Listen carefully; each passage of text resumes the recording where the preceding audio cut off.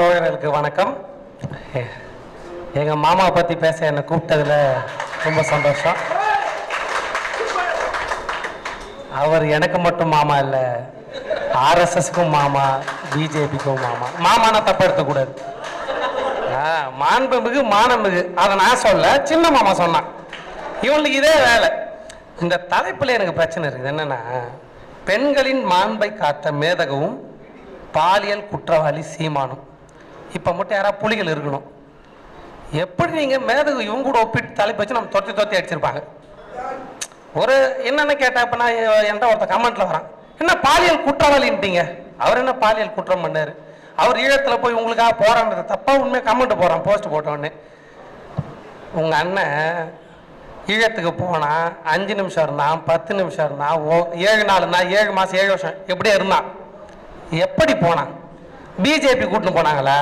RSS கூட்டு போனாங்களா? அதிமுக கூட்டு போனாங்களா? இல்லைன்னா மாநாடு எதை போட்டியா? மாடுகள் மாநாடு, எருமைகள் மாநாடு, நாய்கள் மாநாடு, ஏதாவது மாநாடு போட்டு போனியா? கருப்பு சட்டை கூட்டு போனாங்க, பெரியாரிஸ்ட் கூட்டு போனாங்க. இல்லைன்னா வீடியோ போட்டியா? ரீல்ஸுகள் கண்டுபிடிக்க முடியாத காலத்திலேயே பொண்டாட்டி நான் கெட்டவல்லடி, கேடு கெட்டவன், அதுவும் சட்டை அவுத்து போட்டு.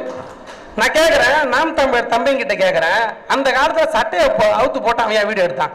யார்கிட்ட எடுத்தான்? பொண்டாட்டின்றான். அந்த ஆளுக்கு எத்தனை கல்யாணம்? அப்போ கல்யாணம் ஆயிடுச்சு. அப்போ ஏதோ ஒரு பொண்ணுக்கிட்ட பொண்டாட்டின்னு சட்டையை அவுத்து போட்டு வீடியோ போட்டவன். இவன் புலிகளை பற்றி பேசுறான். இப்போ புலிகள் இருந்தால் நம்மளை அடிப்பாங்க. இவன் ஒரு ஆளுன்னு இவனை வச்சு நீங்கள் மேடை போடுறீங்களே அப்படின்னு இல்லைன்ற தைரியத்தில் அவன் என்னென்னமோ பேசுகிறான். இப்போ ஒன்றும் இல்லை, ஆர்எஸ்எஸ் கூட்டு ஐயா சொல்கிற மாதிரி ஜிம்மி போய் கடின்ற மாதிரி ஆர்எஸ்எஸ் கூட்டு இந்த கடி பாரதியார் பேரில் பெரியார கடின்னு கடிச்சுன்னு இருக்கிறாரு. சீமானோட வரலாறு நம்ம எடுக்கணும். சும்மா சாதாரணமெல்லாம் பேசிடக்கூடாது. வரலாறு எங்க ஒன்னே அவர் பிறந்ததுலாம் இல்லை. அவருக்கும் பாண்டிச்சேரிக்குமான வரலாறு தெரியுமா? இங்கே தீனான உட்காந்துக்கிறாரு. நம்ம ஒன்றும் சீமான் மாதிரி அவதூறு பரப்புறா இல்லை, ஆதாரத்தோடு சொல்லுவோம். அழுத்துவேலி தோப்பு, பாண்டிச்சேரியில் அழுத்துவேலி தோப்பு, நோனாங்கொப்பு, அரியாவப்பா இருக்குது. நல்லா குடியை குடிச்சிட்டு ஆள்னு கிடப்பான ஆளு. இப்போ போனீங்க கூட பழைய ஆள் இருப்பாங்க. சீமான்னு கேட்டால் அவங்க சொல்லுவாங்க, கிளாஸ் எடுப்பாங்க, அவரு அப்படி வாங்க அப்படின்னு. அது மட்டும் இல்லை, அவருக்கு அப்போதைக்கு ரூம் போடணுமா, ரூம் போட்டு எந்த அளவுக்கு அந்த ஆள் குடிப்பானா, குடிச்சிட்டு பெட்டில் ஒன்றுக்கு போயிடுவானா. நான் சொல்ல ஆள் இருக்கிறாங்க, நேரடியாக ஆதாரத்தோடு இருக்கிறாங்க. நம்ம சும்மா ஒன்று இவர் பாலியல் குற்றவாளி இவர் அது இதுன்னு போய் சொல்ல, நேரடியாக பார்த்த கரும இருக்குது. அப்படி இப்படின்னு தப்பிச்சு எப்படியே வந்துட்டாரு.